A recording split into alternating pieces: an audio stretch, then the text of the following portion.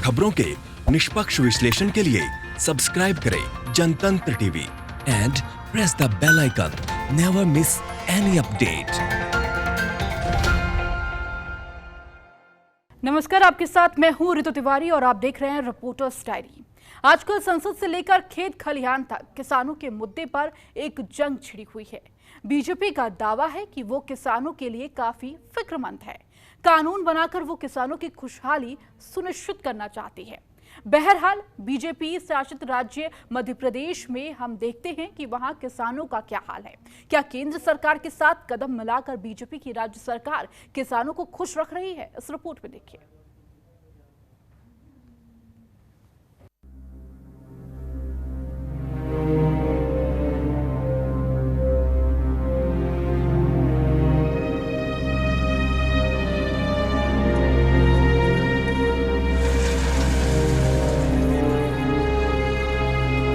मध्य प्रदेश के शिवपुरी जिले का सिरसौद गांव है। इस इलाके में बारिश न हो पाने की वजह से खेती चौपट हो गई है। लाख मिन्नतों के बावजूद सरकार ने अभी तक बर्बाद हुई फसलों का सर्वे नहीं कराया। बहुत सारे किसानों ने कर्ज लिया था जो बेकार हो गया। अब इनके पास समस्या है कि कैसे कर्ज चुकाएं और कैसे अपने परिवार का भरण पोषण करें। नतीजा, इन लोगों ने गले में फांसी का फंदा डालकर विरोध प्रदर्शन किया। ये सर बारिश ना होने के कारण हमारी फसल बर्बाद हो चुकी है। ना तो कोई सुनवाई हो रही, ना कोई पटवारी आया। अब आगे चल के हम क्या करें, सब नष्ट हो चुका है। कर्जे हमारे पास बैंकों के लागत के, तो क्या करें, फसल नहीं हुई तो फांसी लगा के मरना ही पड़ेगा। ना तो कोई हमारा सर्वे हुआ कि फसल में नुकसान हुआ है या नहीं हुआ, या प्रशासन इधर उधर घूम रही है, बहुत से बिल माफ़ कर रही है, बहुत से सब कुछ कर रही है, किसान के लिए कुछ देना नहीं चाह रही। किसान तो अब फांसी लगा के वैसे मरना है उसको। तो किसानों की समस्या है कि उन्हें अपने खेतों को अगली फसल के लिए तैयार करना है। फिलहाल वो खेत में खड़ी खराब फसल को ट्रैक्टर चलाकर नष्ट कर रहे हैं। इनकी शिकायत सिर्फ यही है कि इनकी मदद के लिए सरकार की तरफ से अभी तक कोई मदद के लिए नहीं पहुँचा है। दूसरी तरफ कृषि विभाग के पत्थर दिल अधिकारी हैं जो कहते हैं कि फसल बर्बाद ही नहीं हुई है। ट्रैक्टर इसलिए चलाया कि इसमें ना तो कोई फल लगा ना कोई परी लगी। तो क्यों नहीं हुई ये फसल? बरसात के कारण। तो इसका कहीं से आपको सरकार से मुआवजा वगैरह की कहीं बात आई है? नहीं, कुछ नहीं आई। और अगर जैसे फसल अगर आपकी नहीं हुई है तो आप आगे अपना जीवन यापन कैसे करेंगे? यापन कैसे करेंगे? बैंक का कर्जा है, KCC है, तो उसको कहाँ से भरेंगे? मध्य प्रदेश के बैतूल जिले में तो किसानों के जख्म पर नमक रगड़ दिया गया है। जहां बीमा राशि के नाम पर किसानों के साथ जो कुछ हुआ वो उनके लिए किसी सदमे से कम नहीं है। प्रदेश सरकार बड़े जोर शोर से ये प्रचार करती रही कि उसने सूबे के 22 लाख से ज्यादा किसानों को फसल बीमा की राशि दी है, लेकिन ये राशि सिर्फ और सिर्फ 1 रुपए थी। किसान इस भद्दे मजाक से दुखी हैं और आक्रोशित भी। किसानों के मुताबिक ये 1-2 रुपए वो सम्मान के साथ सरकार को वापस लौटा देंगे। किसानों के साथ सरासर धोखाधड़ी है। 1050 का प्रीमियम भरवाया, 1 रुपये बीमा आया, एक में 32 रुपये आए एक खाते में 64 रुपये या ऐसा कुछ भी है। तो अगर बीमा कंपनी चाहे तो हम लोगों से प्रीमियम जो भराती है उसके हिसाब से बीमा डाले किसानों का, अन्यथा बीमा कंपनी बीमा करवाना बंद कर दे। ये सरासर किसानों के साथ धोखाधड़ी है, एक प्रकार का छलावा है। फसलों के नुकसान के एवज में मिली बीमा राशि को लेकर कृषि विभाग के पास भी सही जानकारी उपलब्ध नहीं है। कृषि अधिकारियों के मुताबिक बीमा कंपनी की तरफ से नुकसान का आंकलन करने का अपना तरीका है, लेकिन जिन किसानों के खातों में 200 रुपए से कम राशि आई है उनकी लिस्ट दोबारा बीमा कंपनियों को भेजी जा रही है। सरकारी दावों के मुताबिक बैतूल जिले में करीब 65,000 किसानों को फसल बीमा की 82 करोड़ रुपए राशि दी गई है, लेकिन ज्यादातर किसानों को 1 या 2 रुपए थमा दिए गए हैं। किसान आक्रोशित हैं, लेकिन सवाल है कि ये किसकी लापरवाही है, राजस्व विभाग की, बीमा कंपनी की या फिर बीजेपी की राज्य सरकार की। ब्यूरो रिपोर्ट, जनतंत्र टीवी।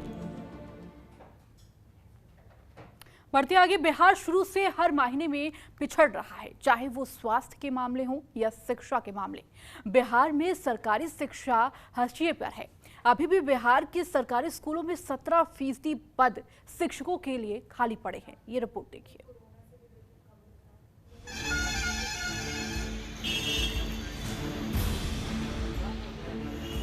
कभी बिहार को ज्ञान की धरती के रूप में जाना जाता था। यहाँ कभी नालंदा विश्वविद्यालय पूरे विश्व में जाना जाता था। लेकिन अब इसी बिहार में शिक्षा व्यवस्था पूरी तरह से चरमरा गई है। यहाँ के स्कूलों में शिक्षकों की कमी है। तकरीबन 17% शिक्षकों के पद खाली पड़े हैं। साथ ही 40% सरकारी स्कूलों में शिक्षकों की जरूरत है। हालांकि फिर भी सत्ता पक्ष के नेताओं का मानना है कि बिहार में शिक्षा व्यवस्था में सुधार है। लेकिन नियुक्तियां तो होने की स्थिति लगातार बनी रहती है और शिक्षा के विस्तार को लेकर के जो बिहार के लोकप्रिय मुख्यमंत्री नीतीश कुमार जी ने एक संकल्प लिया, लाखों नियुक्तियां हुई, विद्यालयों की संख्या बढ़ी। अब हर पंचायत में इंटर तक की शिक्षा छात्रों को मिल सकेगी। तो निसंदेह जो नए जो बड़े फैसले हैं उसके अनुरूप नियुक्तियों के लिए गुंजाइश बराबर बनी रहती है। लेकिन उस मार्ग पर हम लोग अग्रसर हैं कि ये कमियां दूर करनी है। शिक्षा का अधिकार अधिनियम 2009 की अधिसूची में प्राथमिक एवं उच्च प्राथमिक स्कूलों में छात्र शिक्षक अनुपात निर्धारित किया गया। इसके मुताबिक प्रारंभिक कक्षा 1 से 5 तक के लिए 30 छात्रों पर 1 शिक्षक होना चाहिए। उच्च प्राथमिक कक्षा 6 से 8 में न्यूनतम 35 छात्रों पर 1 शिक्षक होना चाहिए। बिहार में कक्षा 5 तक 38 पर 1 शिक्षक और उच्च प्राथमिक कक्षा में 39 छात्रों पर 1 शिक्षक है।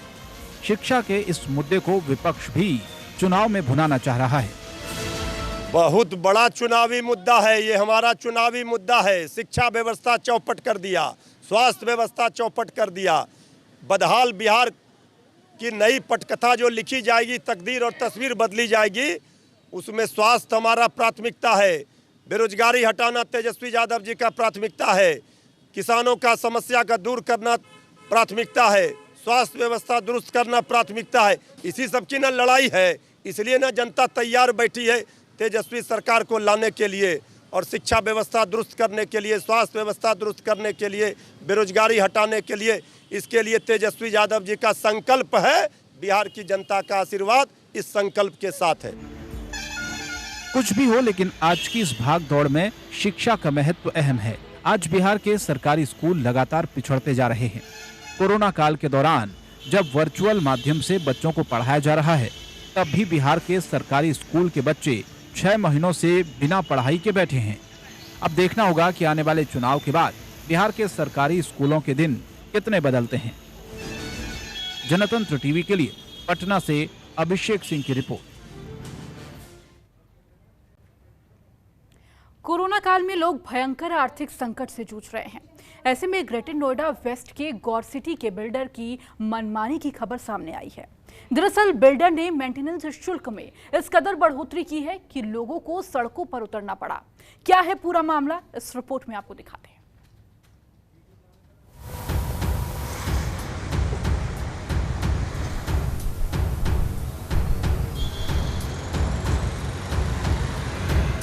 बिल्डर्स की मनमानी की खबरें अक्सर सुनाई देती हैं, लेकिन अब जो मामला सामने आया है वो चौंकाने वाला है। एक तरफ देश कोरोना और आर्थिक संकट से जूझ रहा है, तो दूसरी तरफ ग्रेटर नोएडा वेस्ट के गौर सिटी के बिल्डर ने मेंटेनेंस शुल्क में भारी भरकम बढ़ोतरी कर दी है।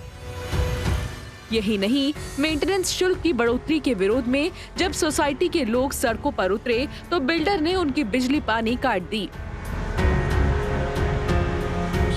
इसके अलावा सोसाइटी के सिक्योरिटी गार्ड को भी हटा दिया।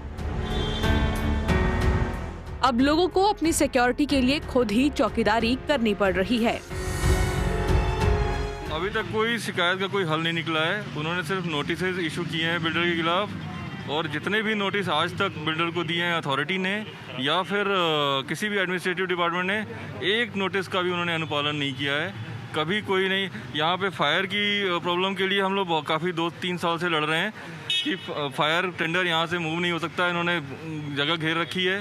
तो ऐसे बहुत सारी चीज़ें हैं जिसके ऊपर उनकी प्रॉब्लम्स हैं। गवर्नमेंट या अथॉरिटीज़ कोई नोटिस देती भी हैं तो उसका कोई संज्ञान नहीं लिया जाता। और अब तो इस ब्लैकमेलिंग इस लेवल पे आ गई है कि आपकी बेसिक सुविधाओं के ऊपर भी उन्होंने वो कर दिया है कि अब ये भी नहीं देंगे।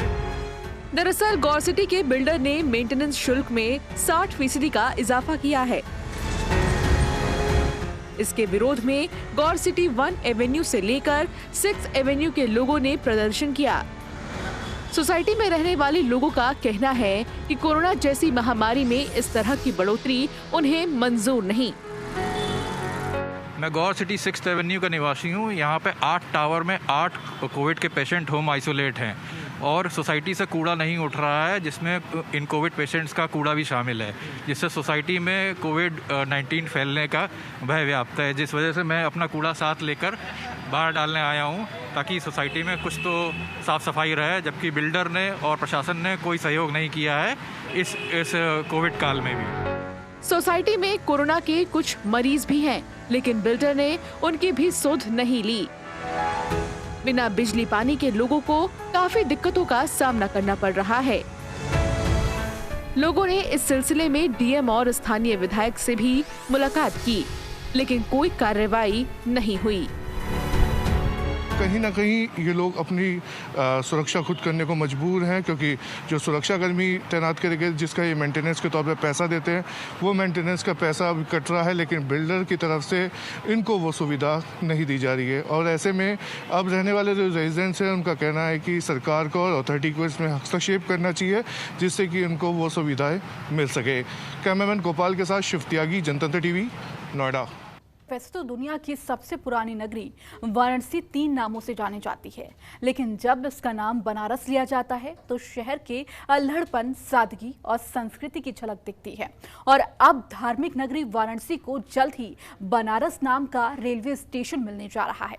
जी हाँ, रेलवे मंत्रालय ने मडुआडीह रेलवे स्टेशन का नाम बदलकर बनारस रेलवे स्टेशन कर दिया है। तो आइए आपको बताते हैं मडुआडीह स्टेशन को बनारस का नाम क्यों और कैसे दिया गया।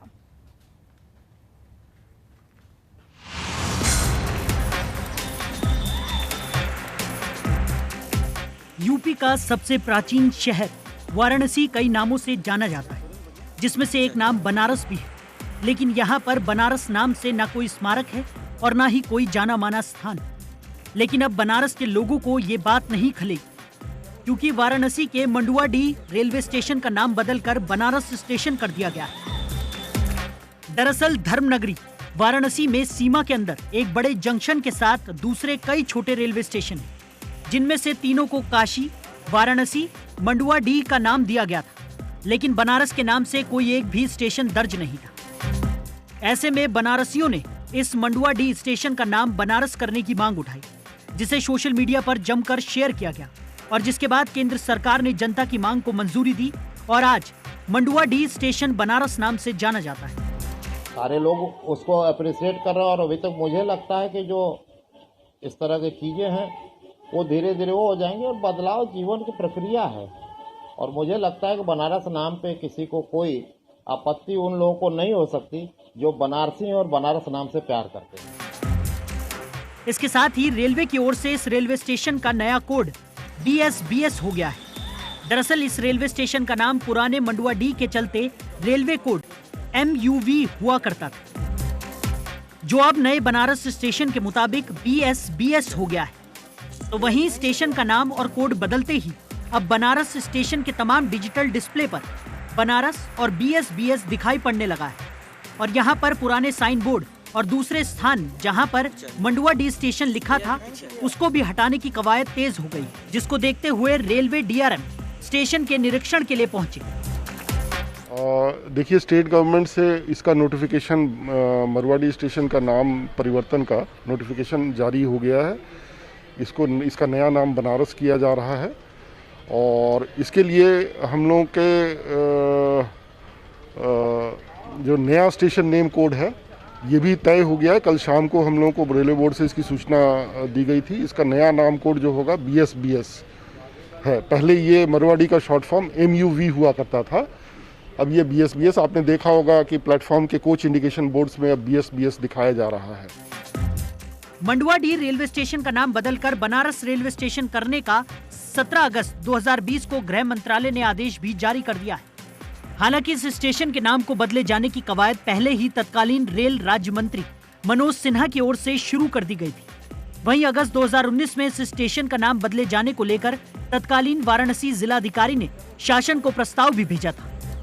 बनारस में कुल 5 रेलवे स्टेशन हैं, जिनमें से किसी का नाम भी बनारस नहीं था, लेकिन अब मंडवाडीह रेलवे स्टेशन, जो एक मॉडल रेलवे स्टेशन के तौर पर विकसित किया गया था, बनारस के नाम से जाना जाएगा। 18 अगस्त को केंद्र सरकार ने जो अधिसूचना जारी की थी, उत्तर प्रदेश की सरकार ने उस पर मुहर लगा दी है और राज्यपाल से अनुमति मिलने के बाद मंडवाडीह रेलवे स्टेशन का नाम अब बनारस हो गया है। इसको लेकर बनारस के लोगों में बेहद खुशी और प्रसन्नता है। कैमरा पर्सन शिवम के साथ अमित कुमार सिंह, जनतंत्र टीवी, वाराणसी। चलिए, रिपोर्टर्स डायरी में फिलहाल इतना ही। बने रहिए जनतंत्र टीवी के साथ। खबरों के निष्पक्ष विश्लेषण के लिए सब्सक्राइब करें Jantantra TV and press the bell icon. Never miss any update.